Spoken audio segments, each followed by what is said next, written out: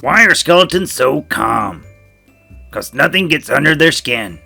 Get it? We're skeletons. We have no skin or muscle. Anyway, on with the show.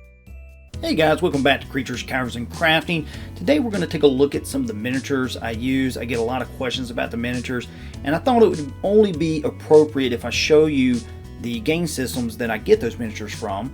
This is Wasteland. I'm just going to flip through the book. I'm not going to do a complete review of all of these books. That might be something later on, but I just want to kind of pique the interest in each one of these. This is not a test. I'll try to say that 3 times fast. The one thing I really like about this book is it has lots of detailed pictures of the miniature, so if you're a painter, it might give you more of a reference on, paint schemes to go by. Might also inspire you to make your own war party. And of course we've got Mutant Crawl Classic. All my crafting videos in the beginning were associated with this book. And phenomenal artwork inside. One book I do not have in front of me is the Gamma World RPG. I'm really interested in the older version. For some of you younger folks, go take a look at Gamma World. You're missing out. And let's go take a look at some of these miniatures. First up, we have the radioactive, mutant-loving, gnarly pilgrims of the Wasteland. And these minis are by Thunderchild Miniatures, made specifically for the game Wasteland. However, you could use these for any post-apocalyptic Wasteland homebrew game that you might be running. The sculpts are very unique. I wish I had more of these painted so I could really show them off. However, I will give you kind of a look at the book and you can kind of see some of the sculpts they have. One thing to note, in the Wasteland game there are behemoths, so there are some really large scale mutants that you can go get that will look awesome on any gaming table. Next up, we have a mutant warband by World End Publishing. These were made specifically for the game. This is not a test. Features on these models like the giant eyes, the tentacles are really exaggerated, and that's something that grabs your attention when you're playing with these on the gaming table. It really defines the model as being a mutant.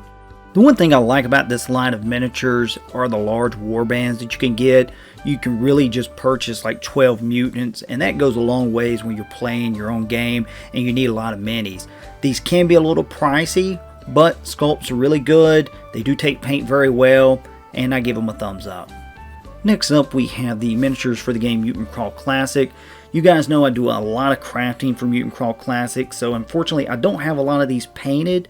I wish I did. However, the sculpts are great. These were made by Dark Platypus for the module The Goats of Travail, which I did a crafting video on how to make spider goats. If you haven't seen that video, I'm going to link it at the end of this video, so go check it out. You're going to get a variety of figures with this. Some are going to be large, some are going to be extra small, but like I said, a lot of good stuff for the money that you're going to spend. These are going to be geared towards Mutant Crawl Classic, so you're going to see a lot of stuff like plant ants, you're going to see manimals. Overall, just some really great miniatures. So as honorable mentions, I like to point out Ritzel Market Miniatures. This guy is a small-time sculptor, and I love to back small-time artists. Guy has impeccable work. I'm going to leave his link at the end of this video as well as the others, so go check him out. Also, lastly, Brigade Games. These guys offer a line of post-apocalyptic miniatures. Going to be a little bit smaller scale, but they should fit in with any game that you're running. Go check them out as well.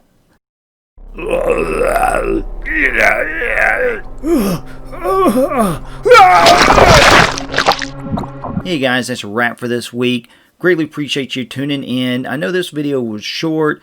I was coming off the holiday, and I wanted to take the opportunity to just kind of show the people responsible or the companies responsible for such great miniatures. I get lots of comments, lots of questions on them.